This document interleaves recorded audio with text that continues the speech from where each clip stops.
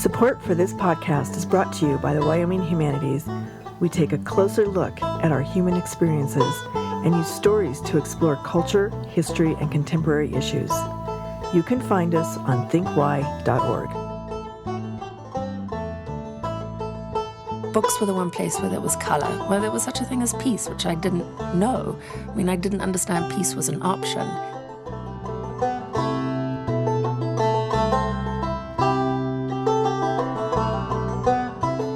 Hello, I'm Emmy DeGrappa. This is What's Your Why?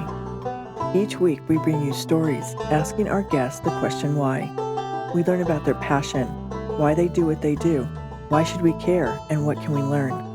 What better place to explore the human landscape than from the state known for its incredible landscapes, Wyoming? And what better organization than Wyoming Humanities? Serving our state for over 45 years, we share stories, ideas, and wisdom about the human experience. Welcome to What's Your Why?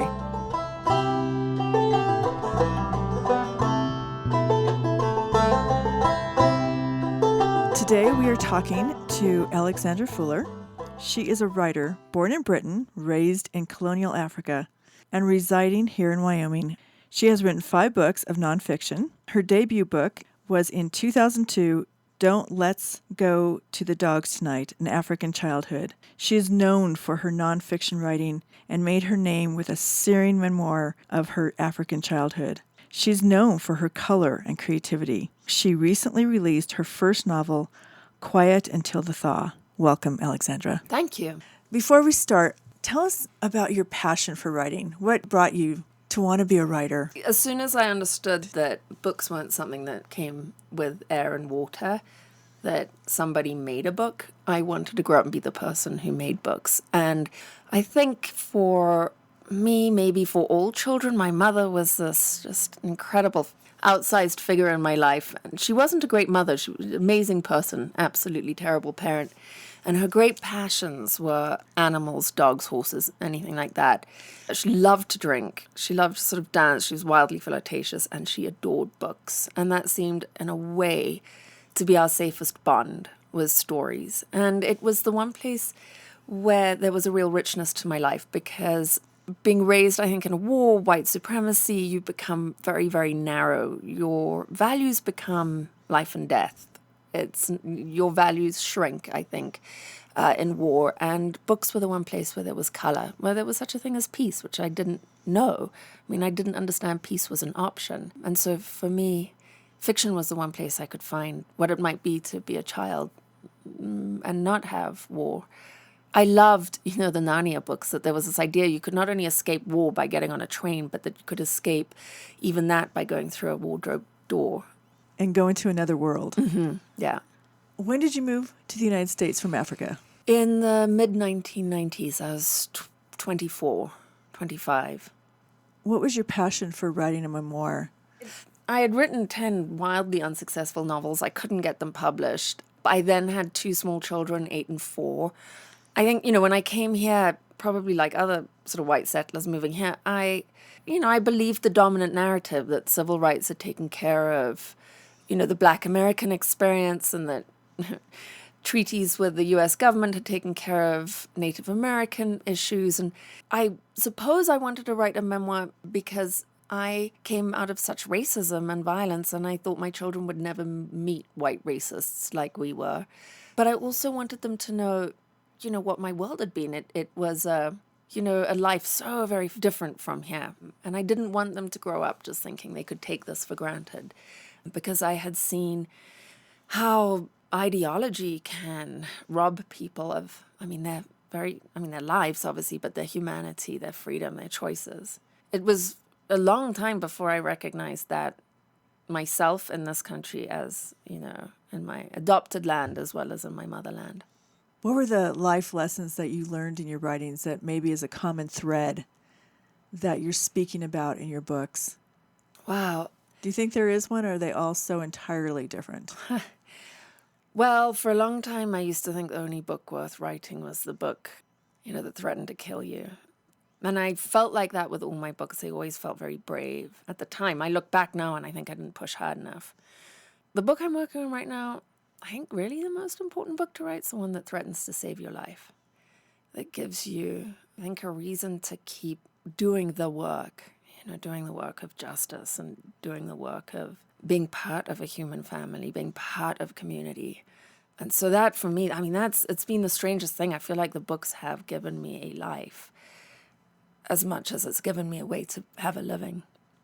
Do you think that's your why? That's your why you do what you do, because you're... I don't even know anymore. I don't go, oh, this morning I'm going to write for a few hours or work for a few hours. It's the same. If I'm doing dishes or writing, it's all things that have to come out of me into the world. And, Gandhi once said integrity is when what you think, what you say, and what you do line up. And that's really, I think, what my books have all been weirdly part of. I mean, the novel, when I was writing the novel about the Lakota and really putting myself into the situation they had been in, the prayer that really guided me was Yolanda Pierce, the Afro-Christian scholar.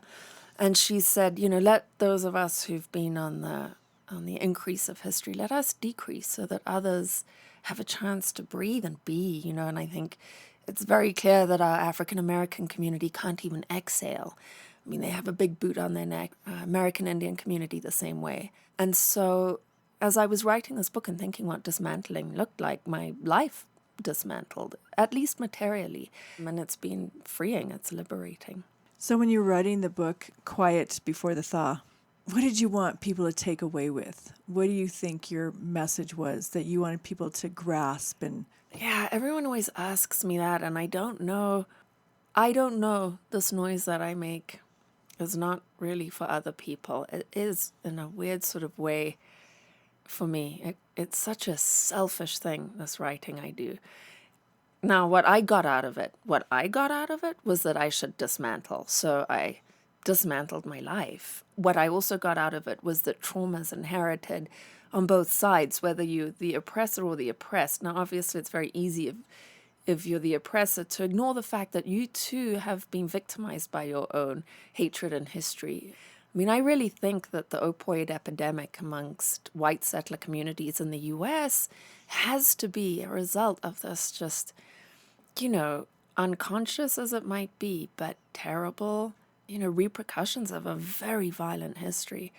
So really staring at that and living with that outrage for 5 years while I was writing this novel, you eventually start to feel as if your earthly stuff is a bit of a blight, that there should be less of it so others literally can have more. And it's across the board for me. It's sustainability. It's the fact that I'm old enough to shed stuff now and stop accumulating.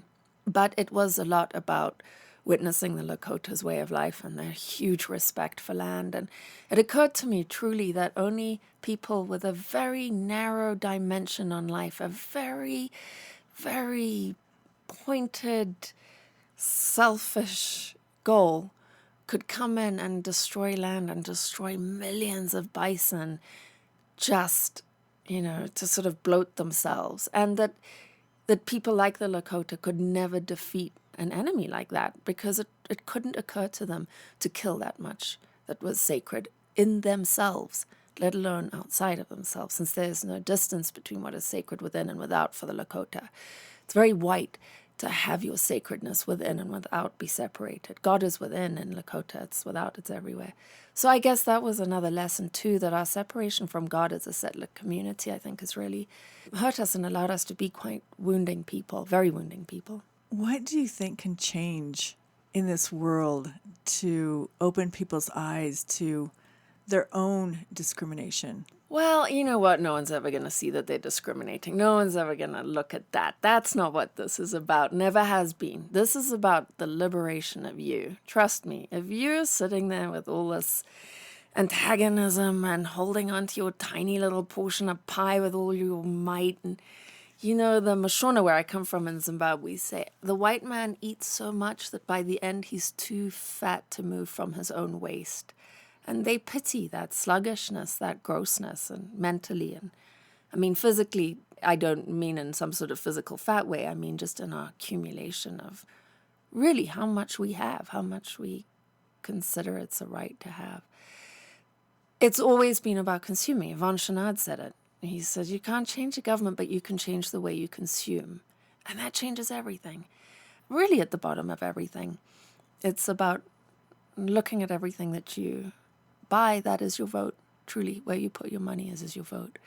And seeing if it contributes to your evolution or your devolution, because the only person you can liberate is yourself.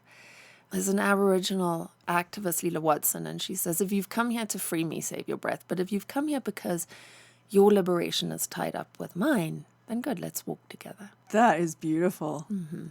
I'm going to remember that. Thank you so much. And thank you for being here. You're very welcome. Thank you. Thank you for listening. I'm Emmy DeGrappa. This Think Why podcast is brought to you by the Wyoming Humanities. We use the humanities as a lens to explore the human experience. You can find us online at thinkwhy.org.